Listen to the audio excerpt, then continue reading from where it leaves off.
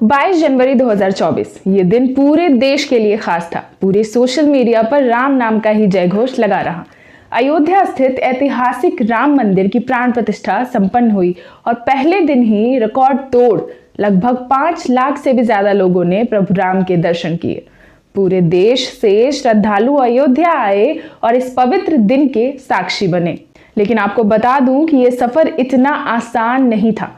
मंदिर का इतिहास भी अपने आप में एक लंबी गाथा समेटे हुए है और इसका श्रेय किसी एक इंसान या किसी एक गुट को नहीं दिया जा सकता।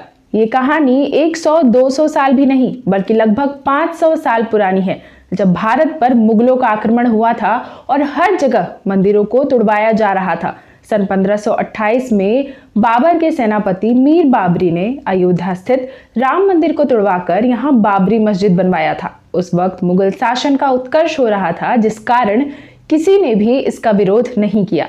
लेकिन 1859 से इस मुद्दे को लोगों ने खुलकर सामने रखना शुरू किया, जिसके परिणाम ने एक भीषण रूप ले लिया। उस वक्त मुद्दे को शांत करने के लिए अंग्रेजों ने मस्जिद के सामने ही एक चबूतरे का निर्माण करवा दिया और इस मामले को शांत कर दिया।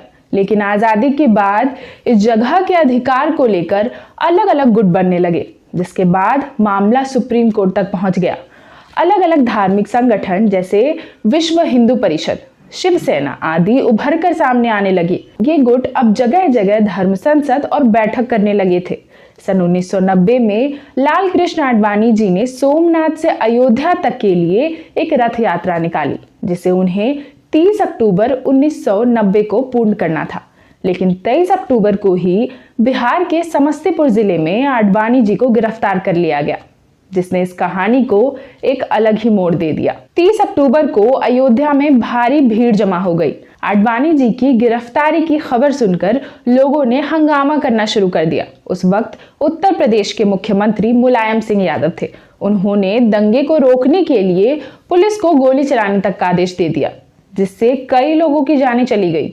1991 के चुनाव में फिर कांग्रेस की सरकार आई। उन्होंने भी इस मुद्दे को शांत कराना चाहा, पर कोई बात बनी नहीं। बात 6 दिसंबर 1992 की है। हिंदू संगठनों ने एक रैली आयोजित की, जिसमें 2 लाख से भी ज्यादा लोग सम्मिलित हुए और धीरे धीरे ये भीड़ मस्जिद की ओर बढ़ने लगी। काफी सुरक्षा होने के बावजूद भी भीड़ नहीं रुकी और मस्जिद को तोड़कर तुरंत वहां एक मंदिर का निर्माण कर दिया गया, जिसकी खबर पूरे देश में फैल गई और पूरे देश में हिंसा का माहौल बन गया। कितने ही घर, दुकानें जला दिए गए, कितने लोगों को मार डाला गया।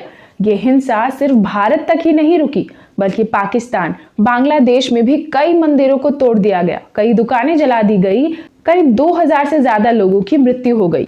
सन 2002 में बीएचपी ने पुनः मंदिर बनाने की मांग की, किंतु सरकार के सहयोग न करने के कारण उन्होंने स्वयं ही मंदिर निर्माण के लिए एक सभा बना ली।